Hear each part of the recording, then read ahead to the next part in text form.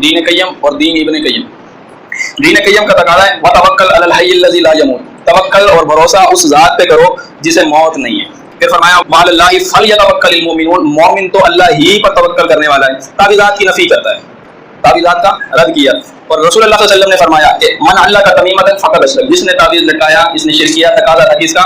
दीन कय्यम का, जो दीन अल्लाह ने रसूलों पर नाज़िल किया, जिसने हर दीन के ऊपर गालिब आना है, इसके मुकाबले में दीन पेश किया। तावीज़ लिख लिख कर दिए, लिख लिख कर। किसका?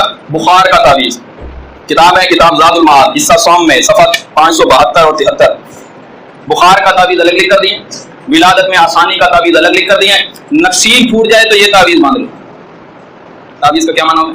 तावीज़ ताबूत से पनाह तलब करना, पनाह तलब करना। तावीज़ ताबूत से पनाह तलब करना। अल्लाह को छोड़कर जिससे पनाह तलब की जा रही है वो मखलूक है, वो फानी है, उसको हर चीज़ को खत्म हो जाना है। तावीज़ का रद्द किया था दीन कय्यम ने, इजाज़त दी दीन इब्न कय्यम ने।